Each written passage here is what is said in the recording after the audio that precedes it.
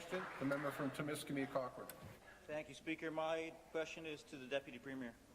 Last Friday morning, December 8th, there was a tragic collision on Highway 11. Two transports collided on the Pan Lake corner, and our thoughts go out to the families of the deceased. And what makes this even more tragic is on November 24th of last year, on exactly the same corner, another person in a transport lost their life. What makes this even more tragic is on December 12th, 2012, again, in the same place, another life was lost.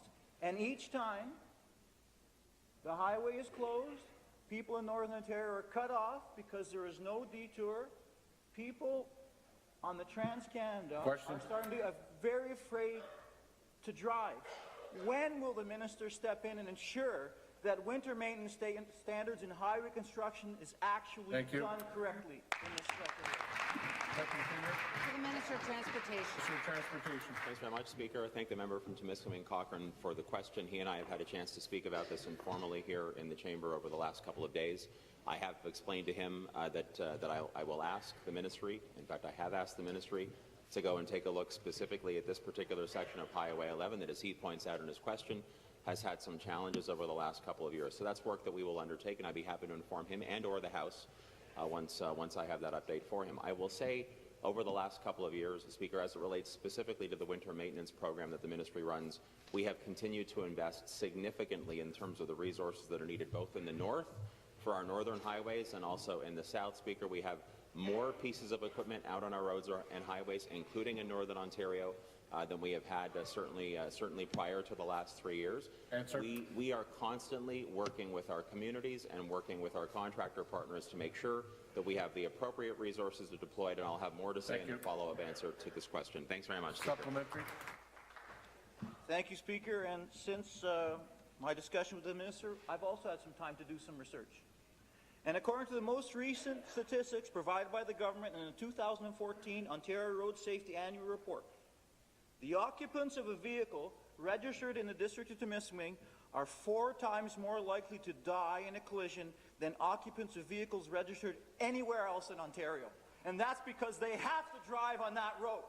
And that's why the government has to step in and look, the towns, the people, that road is starting to be seen as a death trap, and I don't say that lightly. This is just one example. We have to step in and actually do the right thing. We don't have subways. We don't have passenger trains. We don't have LRTs. We have one road, and it needs to be safe. Minister, now. Thank you. Be seated, please. Be seated, please. Be seated, please.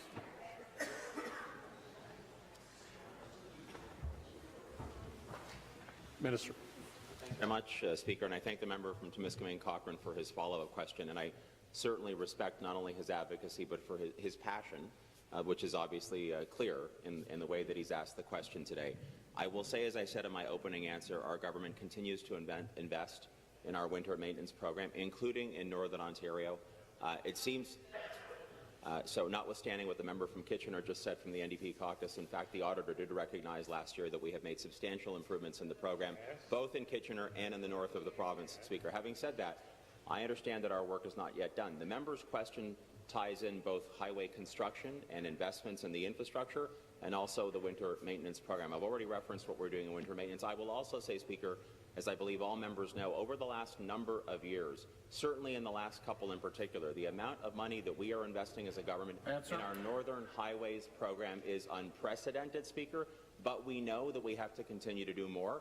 And in subsequent years, through budgets presented by the Minister of Finance, I have no doubt that we'll continue to invest in this and in other highways to make